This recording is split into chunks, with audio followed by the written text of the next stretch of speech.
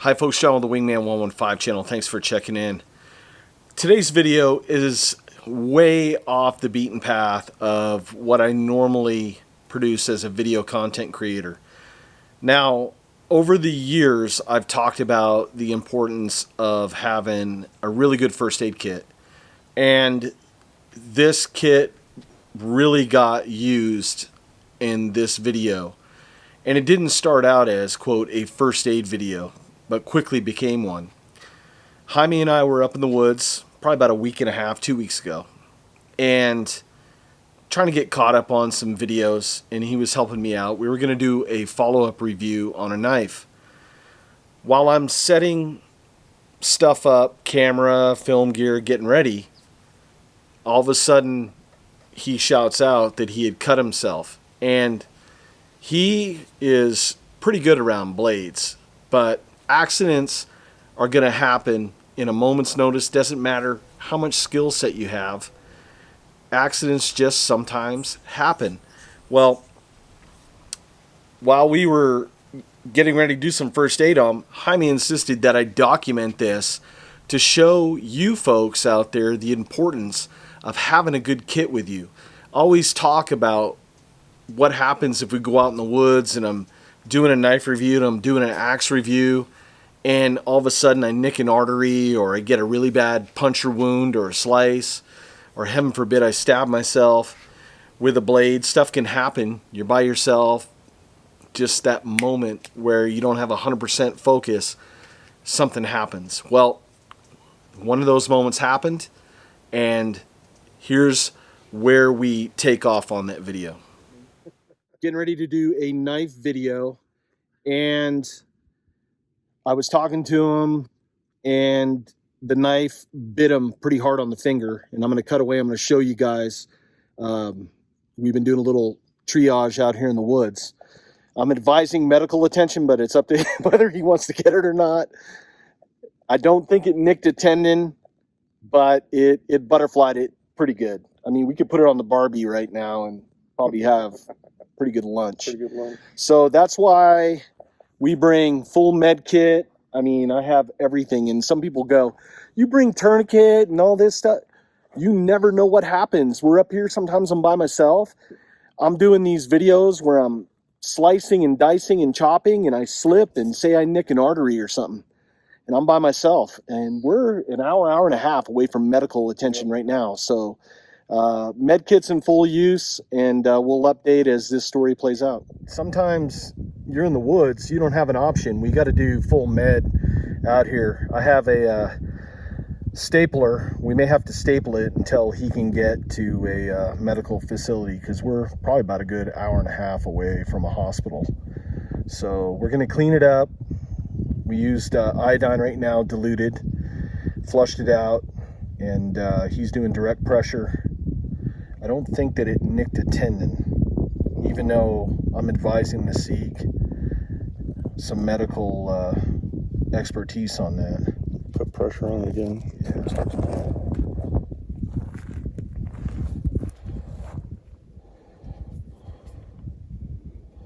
Yeah, I say we just tape it up. We'll be good. So what we did was, out of my med kit, I have a wound medic little kit. And we did a couple steri strips, and then we're cutting a gauze smaller, and then we're going to tape it pretty tight to his finger till we can seek medical attention. Number one thing is just keep pressure on it. Even though Wingman is saying get stitches, and that would help, that's just closing the wound. The number one thing, and I'm going to put a little bit more tape, is applying pressure to the wound, because if we close the skin, that's great, but we still need all those little blood vessels in there to have that pressure, let the blood clot in there. So it's kind of on my finger. I'm trying to be careful I want it tight, but not too tight. I don't want to lose too much blood circulation. So the number one thing, though, in all of this is stay calm, cool, and collective. I mean, the way it all happened was crazy. I mean, I was drawing the sheath out, the knife from the sheath properly, being super cautious, and it just popped out of that kydex, got that finger. So, but yeah, number one thing is stay calm, stay hydrated, and have your woods buddy with you That's to help right. you out. So between us, we had plenty of stuff, and yeah, it all helped. Jaime showcased that in his sling pack video. In my Self-Reliance Outfitters kit that's hanging over on the tree. I'll leave a link to that video in the description down below. But this is an old Army surplus medical kit. Now the innards, all the guts and everything, I have replaced that with stuff that I deem necessary. And sure enough, it all comes into play. So I'd rather have too much or more than I need, but because when you need it, you need it. So yeah, even those of us that are experienced and know to be super safe with blades, stuff happens. So just got to be careful. Part of life. So this is a wake-up call for me too, because I'm thinking that my medical kit is all this high-speed super medic type gear in there, and then all of a sudden I didn't have any medical tape. So there's been times that I've had to use the kit on other adventures and I didn't replenish items in the kit, and it's going to happen even with the most training. So you have to default back to your base every couple months.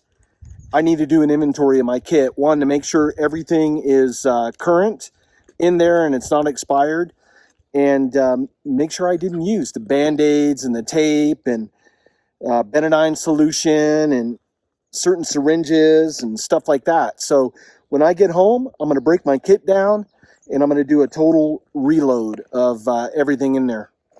After action report, let's talk a little bit about the event. Let's break it down. First off, this event that happened tells me a lot about myself and about my kit. One, we can never have enough training. You can always train and level up more than where you're currently at. Two, no matter how much I thought that I had the hyper high speed, low drag, super squirrel kit, there was items that were missing in that kit because I didn't have the self-discipline to check my gear every couple months. Stuff's going to expire. Stuff's going to go bad.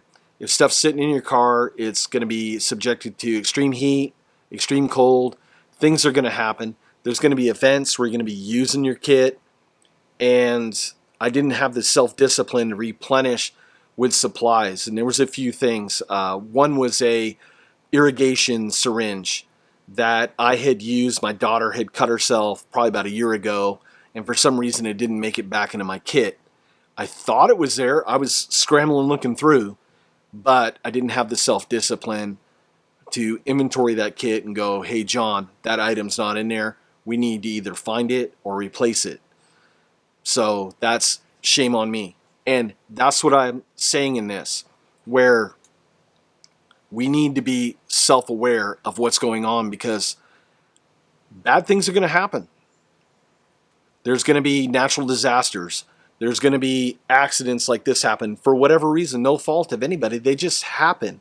So training is the best thing that we could have. Us being up in the woods, we were over an hour at like NASCAR driving away from a clinic or a hospital.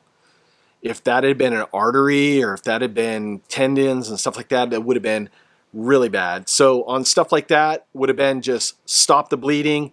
Don't try to do any other stuff. Just we get down medical attention.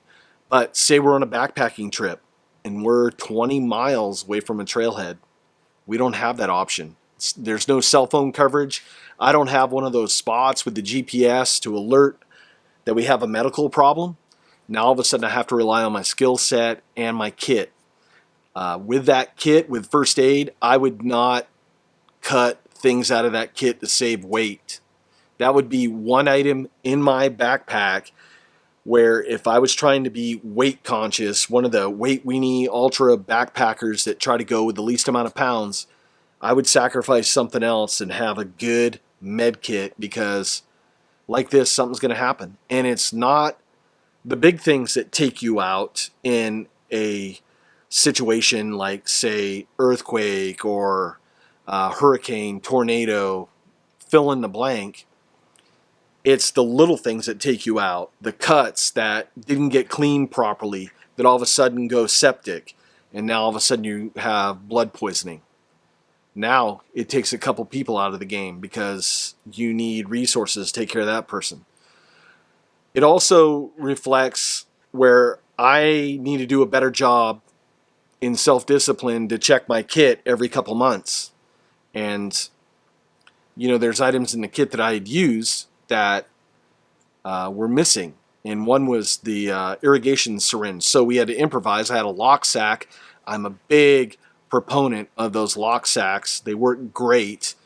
We put the providone iodine in there. We diluted it with water. And then I just nipped the corner of the bag to where we could spray the iodine in that wound to clean it out, because we're out in the woods. We don't know what's on the blade. There's oil. There's God knows what was on the blade. And just things happen. So we got him cleaned up. My recommendation was for him to get a suture or two, being that the wound was over an inch long, and the photo doesn't do it justice, but when it was butterflied open, you could tell it was probably 3/16 deep, close to the bone. And on something like that, I would have probably gone to a clinic. It was his choice to do not to. I respect that. That's why we steri-stripped it. We came back home. On the way home, we stopped and got some medical supplies so he could take care of himself over a couple-day evolution. And I'll show some photos here of the past 7 or 8 days in that progression. We stopped and bought some gauze, some new steri-strips, and I bought some colloidal silver. And you're asking yourself, colloidal silver? Why would you do that? Well, I had an incident a couple of years ago, and I'll insert a photo where I was sharpening an axe and my doorbell rang, and I happened to take my attention off, and I clipped the corner of my finger off pretty bad. And I have a viewer who is a veterinarian on $1 million racehorses, and he says, John, when our horses are hurt really bad where they have an open wound, we put gauze soaked in colloidal silver, and it just kills all the germs. It disinfects that wound, and it promotes growth. And I'm a big proponent of colloidal silver. Now, I am not giving medical advice. This is my disclaimer. The legal team of the Wingman 115 channel, we are not doctors or medical practitioners. This is just what I do. The colloidal silver worked really good for me. And do your due diligence, investigate it, and see if it's going to work good for you. But that's definitely something that needs to be in a med kit. Well, as you can see from the 7 days worth of photos, Jaime's wound has healed up really well. And thank God he didn't nick a tendon or any of that stuff. So he was pretty lucky in that regard. But when we're out there, anything can happen. And that's my biggest fear. I'm out there by myself. I'm doing a knife review. I'm chopping, I'm slashing, and all of a sudden, boom, I nick an artery or do something, and now I'm out of the game. So it's good to have your kit. And I'm not talking a Walmart kit. I'm not talking just a drugstore kit. You're going to have to do the sweat equity and build a kit to your skill set. There's all sorts of good classes that are out there. I recommend CPR, basic first aid, just right off the bat. Once you get through that and you have a pretty good handle, then maybe a good wilderness first aid class. I know that the Red Cross puts on some. I think REI puts on that. If I find any good links, I'll leave them in a video description down below to help you out. But this was a wake-up call for me that I needed more discipline, checking my kit, making sure the items are still in there, and just some reflection that, hey, we're out there having fun, but stuff can go south pretty quick. So maybe we'll do a follow-up here in a month or so. I'll do a quick short video with Jaime next time we're together to see how his hand is and how it's faring. But with that, this video is more of just a wake-up call to folks. Please, please, with everything going on in the world, with people doing more extreme sports, with crazy weather situations, and just fill in the blank on stuff, you owe it to yourself, you owe it to your family and loved ones to level up and get some first aid training and have an awesome kid. So with that, folks, I thank you so much for watching, and I'll see you on the next video. Take care.